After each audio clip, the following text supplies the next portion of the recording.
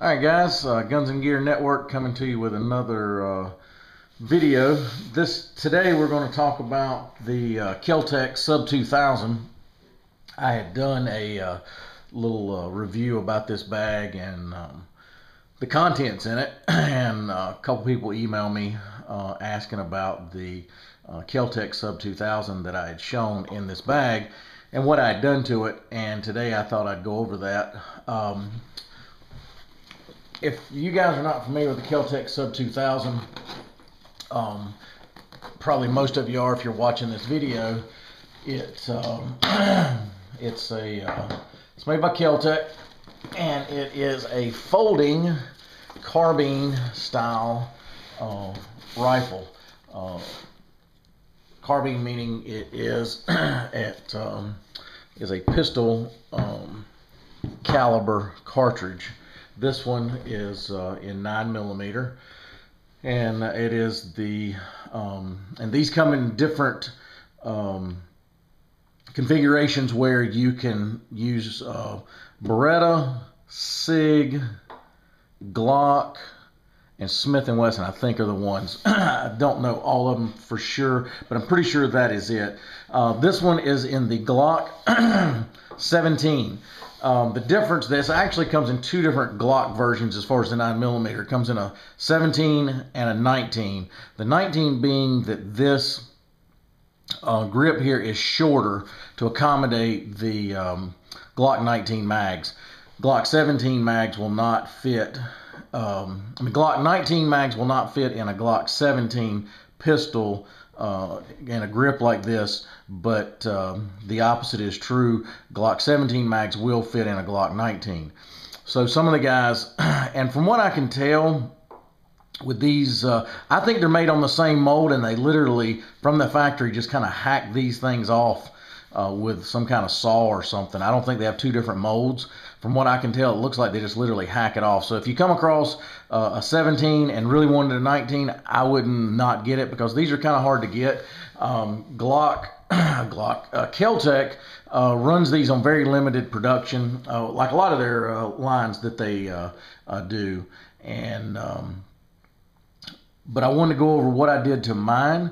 I wanted to keep it still functional, still within budget of not spending a ton of money on this thing, because if you find them at what they're supposed to cost from the retailers, from the gun shops, they're supposed to be like less than $400, like $360, $380. Because these are so popular and they've been so limited, they seem to jack the price up, and they demand a pretty good premium on the secondary market because of that. And matter of fact, during the assault weapons possible ban, I was offered I think the guy offered me like $1,200 for this thing, and I didn't sell it because I like it.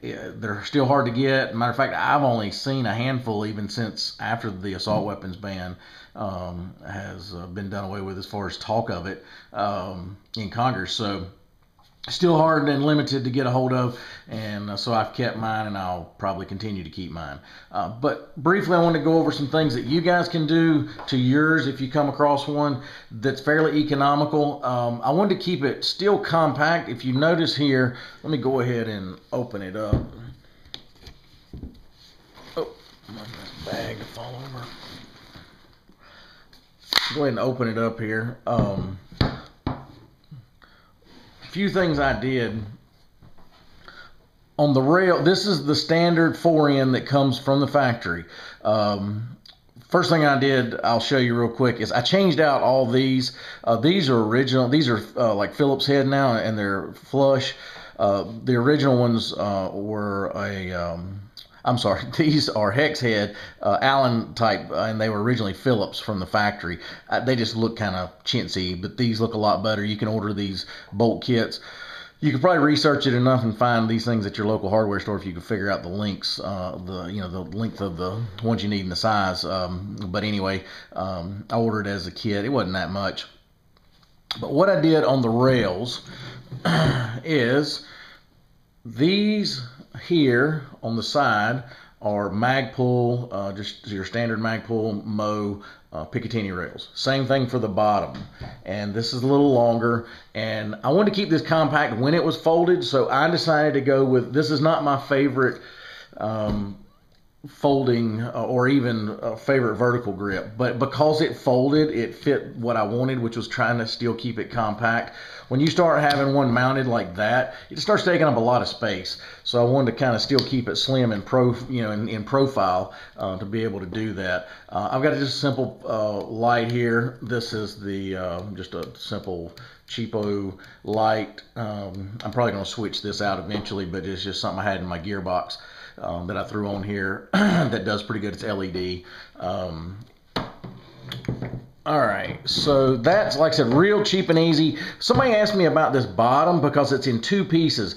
You've got to kind of get them started before you tighten them down and work it, and then once you start tightening these down, this will kind of cinch it all together. But this is a little tricky, but it can be done because these Magpul come with a little back plate, and you kind of feed them in and then get them started, and then you start putting them together. But it can be done. I did it on this one, obviously, and it does work. So, but let me show you a couple other things here that I've done.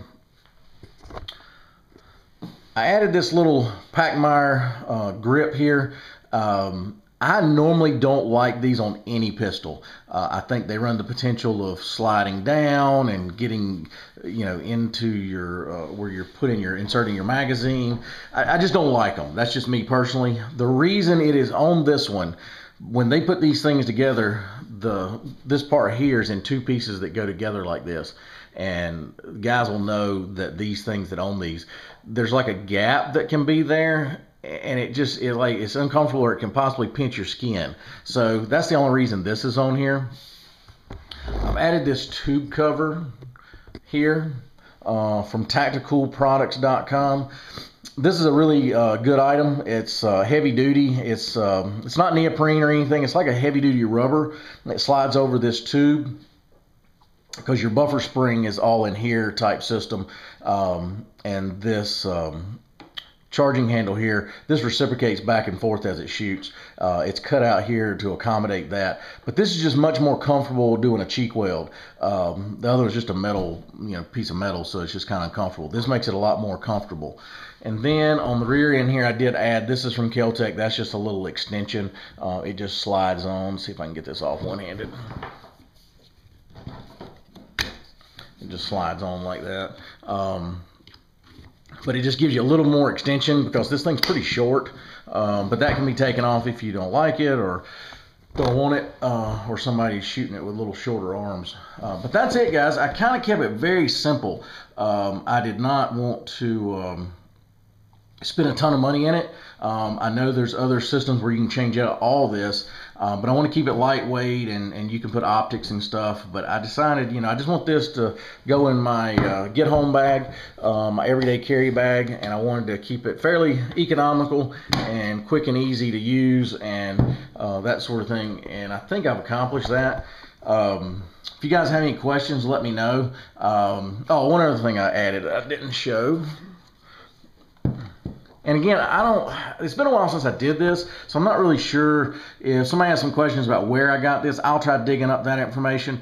I think literally some of it came from eBay guys, and some of it may have came, obviously where Mo and stuff, all this stuff comes from. But I like this particular piece here. That's a specific piece for this rifle or this carbine, and I'm pretty sure that may have came from an eBay guy, but this is a single point sling holder.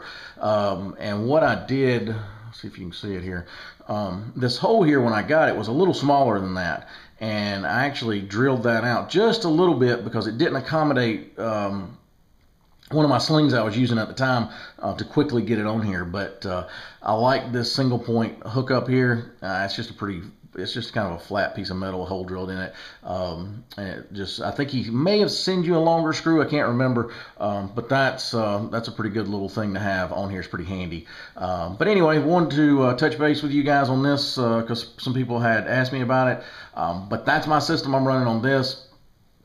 all the accessories. I like it. It's economical, user friendly, and it gets the job done.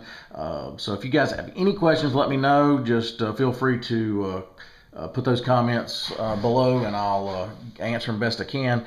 In the meantime, if you would like, share, and subscribe. And Guns Gear Networks appreciate you guys' support and watching the channel.